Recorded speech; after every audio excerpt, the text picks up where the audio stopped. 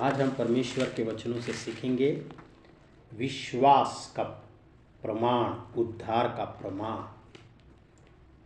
हमें कैसे पता चलेगा कि हमारे अंदर ट्रांसफॉर्मेशंस, हमारे अंदर बदलाव हुआ है, या हमें कैसे पता चलेगा कि हम प्रभु के वचनों के अनुसार चल रहे हैं?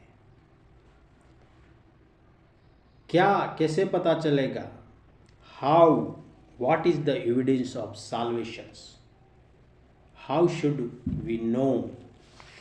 हमें कैसे पता चलेगा? काफ़ी समय से, काफ़ी दिनों से, काफ़ी सालों से, काफ़ी हमारे फोर फादर से, काफ़ी अलग अलग समय पे आपने प्रभु को जाना होगा, समझा होगा, प्रभु के वचनों को पढ़ते होंगे, परमेश्वर के वचनों को आप मनन करते होंगे, मगर काफ़ी बार हमें सवाल उठता है कि हमें कैसे पता चलेगा कि हम सही रास्ते पर हैं, हम सही प्रभु के वचनों के अनुसार चल रहे हैं। How should we know? तो इन सारी बातों को ध्यान में रखते हुए आज हम अपने विश्वास को हम परखेंगे, हम अपने आप को जांचेंगे, हम अपने आप को प्रभु के चरणों में लाएंगे, और अगर हमारे अंदर कोई कमियां हैं तो हम प्रभु को बताएंगे कि प्रभु हमारी मदद करो, परमेश्वर हम पर दया करो। तो डेफिनेटली परमेश्वर हमें उसके वचनों को सीखने, समझने में मदद करेगा। सो हम पढ़ेंगे यूहन्ना 3:16 पवित्र बाइबल का वचन, उसका नया नियम में यूहन्ना रचित सुसमाचार उसका 3:16। पहला जो सिग्नल है, पहला जो विश्वास का, जो उद्धार का प्रमाण है, उसका पहला पॉइंट है विश्वास, faith in the Jesus Christ. विश्वास, प्रभु यीशु पर विश्वास करना। अगर हम अपने आप को देखें और समझें तो सबसे पहले हमारे अंदर ये हमें देखना होगा कि क्या हम प्रभु पर विश्वास करते हैं, क्या हमने प्रभु को जाना है, क्या हम प्रभु पे विश्वास करते हैं। जैसा कि यूहन्ना में लिखा है 3:16 में क्या लिखा है? क्योंकि परमेश्वर ने जगत से ऐसा प्रेम रखा कि उसने अपना एक लौता पुत्र दे दिया, ताकि जो कोई उस पर विश्वास करे वह नष्ट न हो परंतु अनंत जीवन पाए। ये वचन अपने आप में ये दर्शाता है कि परमेश्वर ने अपने योजना, अपने इच्छा अनुसार जब दुनिया पाप से भर गई, when this world full of the sins, when God had the plan to send one of the, उसी के अवतार में, उसी के एक सामर्थ और उसी के अनुग्रह में, उसकी योजना के अनुसार एक इंसान के रूप में इस पृथ्वी पर भेजा, जिसका नाम दिया गया अपना एक प्रिय पुत्र। और मरियम जो कुंवारी के पेट से उनको जिन्होंने जन्म लिया, और उनका उद्देश्य ये था कि सब लोग बचा लिए जाए। ये किसकी योजना थी? परमेश्वर की। बट कैसे? क्योंकि परमेश्वर ने जगत से ऐसा प्रेम किया रखा कि उसने अपना एक लौता पुत्र दे दिया, ताकि जो कोई उस पर विश्वास करे वह नष्ट न हो परंतु अनंत जीवन पाए। उसी प्रकार वचन को हम देखेंगे प्रेरितों के काम 16:31 में भी परमेश्वर ने विश्वास के बारे में बताया है कि जो कोई उस पर विश्वास करता है वह नाश नहीं होगा परंतु बचा लिया जाएगा। वो नाश नहीं होगा बट बचा लिया जाएगा। 8:16-31 में क्या लिखा है? वहाँ लिखा है, उन्होंने कहा प्रभु यीशु मसीह पर विश्वास कर तो तू और तेरा घराना उद्धार पाएगा। सो दोस्तों, प्रभु पर विश्वास करना, प्रभु यीशु मसीह पर विश्वास करना, ये एक प्रकार का हमारा उद्धार का प्रमाण है। हालेलुया। उद्धार का प्रमाण है। अगर आप प्रभु पे विश्वास कर रहे हैं तो आप समझो कि आप परमेश्वर के वचनों के अनुसार विश्वास के प्रमाण के ऊपर चल रहे हैं, उद्धार के प्रमाण की ओर चल रहे हैं। ये आपका एक सबूत है कि आप प्रभु पे विश्वास कर रहे हैं। तो एक ये प्रभु का वचन आपके जीवन में, हमारे जीवन में पूरा हो रहा है। हमें अपने आप जब हम जांचते हैं तो हमें पता चलेगा कि हम प्रभु के वचनों के अनुसार सही चल रहे हैं। दूसरा हम देखेंगे रिपेंटेंस, पछतावा। दोस्तों, हमारे जीवन में पछतावा करना बहुत जरूरी है। पछतावा, रिपेंटेंस मतलब बुरे कामों से फिरना। मरकुस पहला अध्याय उसका 15वीं आयत देखेंगे और एक्ट्स 3 और 19 को भी देखेंगे कि प्रेरितों के काम 3रा अध्याय और 19 में क्या लिखा है और मार्क 1:15 में क्या लिखा है। कोई पढ़े। 1:3 उसका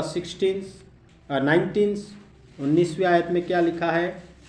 यहाँ लिखा है, मन फिराओ और लौट आओ कि तुम्हारे पाप मिट जाए, जिससे प्रभु के सन्मुख से विश्रांति के दिन आए। सो रिपेंटेंस, मन फिराओ, मन फिराना बहुत जरूरी है। अगर आप प्रभु यीशु पर विश्वास करते हैं, अगर आप प्रभु में बड़े रहना चाहते हैं, अगर आप प्रभु में ग्रोथ करना चाहते हैं, तो मन फिराना बहुत ही इम्पोर्टेंट है। The repentance is very important. अगर आप झूठ बोल रहे हैं तो आपको झूठ बोलना बंद करना पड़ेगा। अगर आप मसाला खा रहे हो, बुरी आदतों में लिप्त हैं, तो उनको छोड़ना पड़ेगा। उन बुरे काम जो भी इस पृथ्वी पर है, उन बुरे कामों की ओर आपको अपना मन हटाना पड़ेगा। और उन बुरे कामों के ऊपर से मन हटाने के बाद आप प्रभु की ओर मन लगाएंगे और प्रभु से प्रार्थना करेंगे कि प्रभु हमें मदद कर। तो परमेश्वर आपको वो पछतावे की आत्मा देगा, जिससे कि आप प्रभु के पास आके प्रार्थना कर सकें, जिससे कि आप प्रभु के पास आकर उसके वचनों को पढ़ सकें, जिससे कि आप परमेश्वर के पास अपने दिल की बातें बता सकें। और जब आप प्रभु को अपनी बातें बताएंगे तो उसी को पछतावा कहते हैं, क्योंकि बिना पछतावे से प्रभु से बात करना मुश्किल है। Without repentance, it is not possible to come in presence of the Lord. It is difficult. You will try also to come in His presence. You will pray also.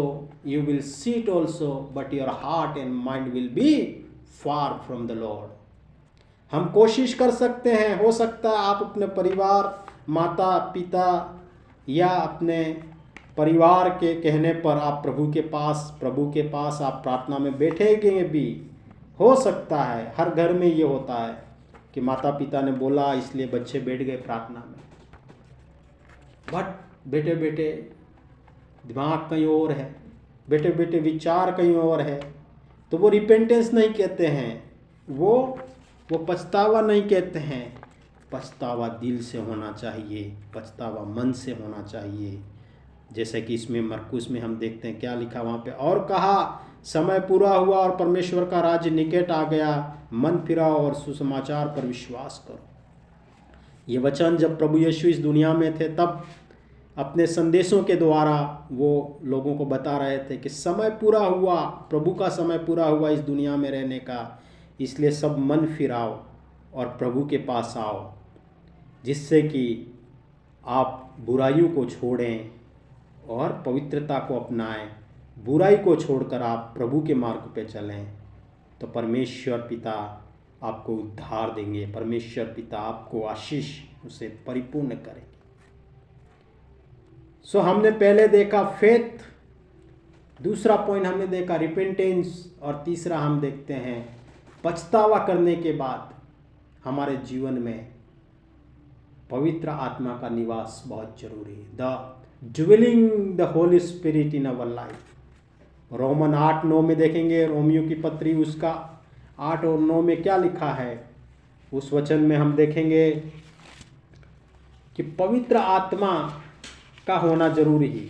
विश्वास करना ही काफ़ी नहीं है दोस्तों, प्रभु पे विश्वास करना ही काफ़ी नहीं है।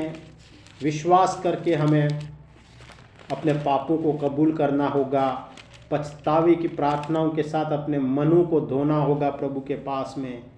और जब हम प्रभु के पास हम रिपेंटेंस मांगेंगे, अपने हृदय को पवित्र हृदय से प्रभु के सन्मुख में आएंगे, तो इसके बाद में हमारे जीवन में एक और जो परमेश्वर की आवश्यकता है वो है पवित्र आत्मा। पवित्र आत्मा हमारे जीवन में निवास करना बहुत ज़रूरी है। रोमियो की पत्री आप पढ़ेंगे 8वां अध्याय उसकी 9वीं आयत में लिखा, परंतु जबकि परमेश्वर का आत्मा तुम में बसता है तो तुम शारीरिक दशा में नहीं परंतु आत्मिक दशा में हो। यदि किसी में मसीह का आत्मा नहीं तो वह उसका जन नहीं है। दोस्तों, अगर आप विश्वासी है, अगर आप प्रभु यीशु पे विश्वास करते हैं, अगर आप प्रभु यीशु की प्रार्थनाओं को अटेंड करते हैं, अगर आप प्रभु के कलीसियाओं में जाते हैं, तो आप हमारे सबों के अंदर प्रभु का आत्मा का होना जरूरी है, जिसको हम पवित्र आत्मा बोलते हैं, जिसको हम पवित्र आत्मा बोलते हैं। वचन कहता है कि परंतु जबकि परमेश्वर का आत्मा तुम में बसता है तो तुम शारीरिक दशा में नहीं परंतु आत्मिक दशा में हो। दोस्तों, ये दुनिया है, यहाँ पे बहुत कुछ होता है। यहाँ आप अपने हिसाब से सही होंगे, आप अपने हिसाब से ठीक होंगे, मगर लोगों की नज़रों में आप गलत होंगे। यहाँ इसीलिए यहाँ लिखा है, क्या लिखा है कि हमें इस दुनियादारी की बातों में, हम दुनियादारी की इच्छा के अनुसार नहीं, शारीरिक दशा में नहीं परंतु आत्मिक दशा में हो। जो परमेश्वर के सामने उचित हो, जो परमेश्वर की नज़रों में सही है, उसी के अनुसार हमारा जीवन व्यतीत करना बहुत ही जरूरी है। अगर हम अपना जीवन व्यतीत कर रहे हैं पवित्र आत्मा के द्वारा तो हम सही रास्ते पर हैं। हम ये सोच सकते हैं, समझ सकते हैं कि we are on the right path. अगर पवित्र आत्मा नहीं है, यदि किसी में मसीह का आत्मा नहीं है तो वह उसका जन नहीं है। If we don't have the power of the Holy Spirit in our life, so we can't say that we are the follower of Jesus Christ. We can't say। एक तरफ तो हम झूठ बोलते हैं, एक तरफ तो हम पापों में संगलित है, एक तरफ तो हम मेले छितड़े काम कर रहे हैं, और साथ में हर रविवार को प्रार्थना सभा में जाके हम कहते हैं हम पवित्र हैं, हाथ उठाते हैं। तो ये नहीं चलेगा। पवित्र आत्मा कहता है वचन में जो लिखा है कि यदि किसी में मसीह का आत्मा नहीं है तो वह परमेश्वर का जन नहीं है। सो प्रभु के वचनों के ऊपर चलना, प्रभु का जन कहलाना, विश्वासी कहलाना शब्दों में काफ़ी नहीं है। शब्दों में तो दिखावटी होती है, मगर मन से होना चाहिए। तो विश्वास करना बहुत ज़रूरी है। अगर आप प्रभु पे विश्वास करते हैं तो आप समझ सकते हैं कि आप सही रास्ते पर हैं। विश्वास, पछतावा और पवित्र आत्मा का हमारे जीवन में होना बहुत ही ज़रूरी है। और छोटे पॉइंट को हम देखते हैं, ट्रांसफॉर्मेशन ऑफ द लाइफ। दोस्तों, जीवन में बदलाव, जब आपके पास ये 3 चीज़ें होती है तो जीवन में बदलाव होना जरूरी है। आपके अंदर बदलाव जरूर दिखाई देना चाहिए। If you don't have the change, if you don't have the change in your life, तो फिर क्या करेंगे? फिर तो औरों में और आप में कोई फर्क नहीं है। अब 2 कुरिन्थी 5वां उसका 17वीं आयत में हम देखेंगे, वहाँ लिखा है इसलिए, क्या लिखा वहाँ पे? इसलिए 2 कुरिन्थी 5वां अध्याय उसकी 17वीं आयत, 2 कोरिन्थियंस चैप्टर 5 वर्स 17 में लिखा, इसलिए यदि कोई मसीह में है तो वह नई सृष्टि है, पुरानी बातें बीत गई है, देखो सब बातें नई हो गई है। अगर आप प्रभु में हैं, अगर आप प्रभु पे विश्वास करते हैं, तो पवित्र आत्मा आपको पछतावे की, रिपेंटेंस, पापों से फिरने की आत्मा भी देगा। जब आपने कबूलात कर दिया, अपने हृदय में प्रभु को बचा लिया, अपने हृदय को प्रभु को दे दिया, तो प्रभु आपको पवित्र आत्मा देगा, और वो पवित्र आत्मा मिलेगा तो देखो आप ओल्ड नहीं होंगे, आप नए हो जाएंगे। इसलिए यदि कोई मसीह में है तो वह नई सृष्टि है। पुराने बातें बीत गई, पुराने बातें बीत गई, पुराने आप कैसे भी हो, पुराने काम आपने कैसे भी किए हो, पुराने बातें आपकी जुबान से कैसे भी क्यों ना हो, आप कैसे भी क्यों ना हो, आप जानते हो, क्योंकि आपका व्यक्तिगत जीवन, मेरा व्यक्तिगत जीवन, यहाँ पर बेटे हर एक का व्यक्तिगत जीवन हमारे से बेहतर और कोई नहीं जान सकता। खाली प्रभु जानता है और हम जानते हैं हमारा जीवन कैसा है, ओनली गॉड नोस। और जब हम प्रभु से प्रार्थना करते हैं तो वचन कहता है, देखो पुरानी बातें बीत गई और नई बातें आ गई है। इसलिए यदि कोई मसीह में है तो वह नई सृष्टि है, पुराने बातें बीत गई, देखो सब बातें नई हो गई। और ये कब होगा? जब हम प्रभु में बने रहेंगे। पॉइंट नंबर 1, अगर आपका विश्वास प्रभु में है। पॉइंट नंबर 2, विश्वास आपने किया है तो प्रभु आपको वो अपने गलतियों को मानने के लिए अपने हृदय में तैयार करेगा, जिसको हम रिपेंटेंस, पछतावा बोलते हैं। तीसरी बात, अगर आपने पछतावा किया तो डेफिनेटली प्रभु आपको पवित्र आत्मा से परिपूर्ण करेंगे और आप उसकी आत्मिक वरदानों के अनुसार बढ़ेंगे। चौथी बात, आपके अंदर वो परिवर्तन आएगा, आपके अंदर वो परिवर्तन दिखाई देगा। अगर परिवर्तन नहीं दिखाई दे रहा है, अगर परिवर्तन नहीं दिखाई दे रहा है तो वहाँ पे एक क्वेश्चन मार्क भी हो सकता है। आप अपने आप को पूछ सकते हो कि मेरे अंदर परिवर्तन क्यों नहीं?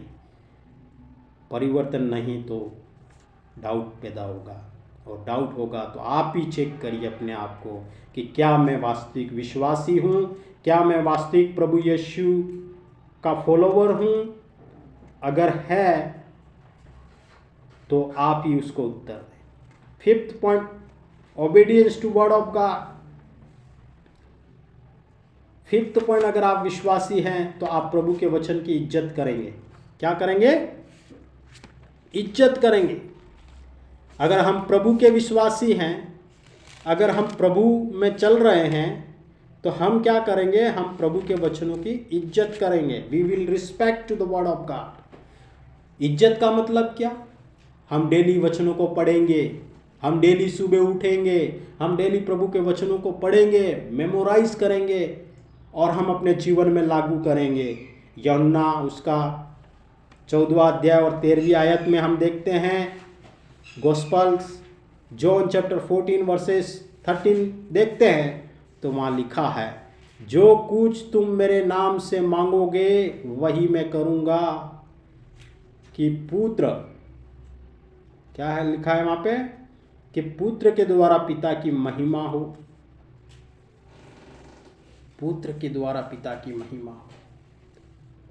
जो कुछ ओबीडियंस, जो कोई मुझ में बना रहेगा वो मेरी बातें भी मानेगा, जो मेरे वचनों के ऊपर चलेगा। प्रभु के वचनों को मानना बहुत ज़रूरी है। अगर नहीं मानते हैं तो हम विश्वासी नहीं हैं। 6 point, love of fellowship. Love of fellowship, पहला यूहन्ना 3 और 14 में क्या लिखा है हम देखेंगे। लास्ट पॉइंट है ये दोस्तों, अगर हम प्रभु में विश्वास करते हैं तो हमारे जीवन में हम फेलोशिप रखेंगे।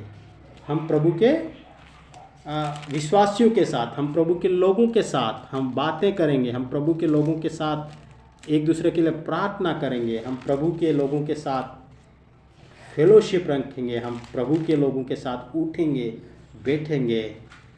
पहला यूहन्ना उसका 3 अध्याय और उसकी 14वीं आयत में लिखा है क्या लिखा? हम जानते हैं कि हम मृत्यु से पार होकर जीवन में पहुँचे हैं, क्योंकि हम वायु से प्रेम रखते हैं, और जो प्रेम नहीं रखता वह मृत्यु की दशा में रहता है। सो आपस में among the brothers we will have the fellowship. हम फेलोशिप, प्रेम रखेंगे, आपस में फेलोशिप होगा। सो आज का प्रभु का ये वचन दोस्तों हमें ये याद दिलाता है कि अगर हम प्रभु में हैं, अगर हम प्रभु के वचनों को मानते हैं, अगर हम प्रभु में अपना जीवन व्यतीत कर रहे हैं, तो हमारे जीवन में ये 6 बातें प्रैक्टिस करना बहुत ज़रूरी है। इन 6 बातों के अनुसार हमारे जीवन में होना ज़रूरी है। पहला कि प्रभु यीशु पर विश्वास, दूसरा पछतावा, तीसरा पवित्र आत्मा, और चौथा जीवन में बदलाव, प्रभु के वचनों का मानना, और प्रभु के वचनों और मंडली के साथ फेलोशिप करना, संगति करना। विश्वास, एक बार फिर दोहरा देते हैं, विश्वास, पछताव, पवित्र आत्मा, परिवर्तन, आज्ञाकारी और संगति। अगर ये 6 बातें हमारे जीवन में हैं तो हम प्रभु के वचनों के अनुसार अपना जीवन व्यतीत कर रहे हैं। और जब प्रभु के वचनों के अनुसार हम अपना जीवन व्यतीत करते हैं तो प्रभु हमें आशीष देते हैं, प्रभु हमें बरकत देते हैं। प्रभु आपके द्वारा, आपके परिवार के द्वारा आपकी पीढ़ियों को आशीष देंगे। ये हमारे प्रभु से प्रार्थना है, प्रभु से हमारी दुआ है। आइए प्रार्थना करते हैं। Father in heaven, lord we thank you. प्रभु हम धन्यवाद देते हैं आज के दिन के लिए, आपकी करुणा के लिए, आपकी दया के लिए, आज के वचन के लिए। प्रभु आपका वचन पूरा हो, आपकी योजना के अनुसार प्रभु हर एक भाई और बहनों को प्रभु आपके वचनों को मानने में सहायता, मदद करें, और प्रभु इस पर चलने में मदद करें हर दिन, हर समय, हर वक्त, जिससे कि विश्वास बढ़े और विश्वास में मजबूत होए, मुसीबतों में प्रभु जी उत्साहित रहे, और प्रभु ये वचन एक आशीष का कारण बनने पाए जीवन में। आपकी दया, आपकी करुणा हर एक भाई और बहनों पर होती रहे, आपकी अनुग्रह प्रभु उन पर बना रहे। परमेश्वर पिता, आपकी करुणा हो जाए प्रभु। आज का समय प्रभु आपके हाथों में सौंपते हैं, यीशु के नाम में दुआ मांगते हैं, आमीन।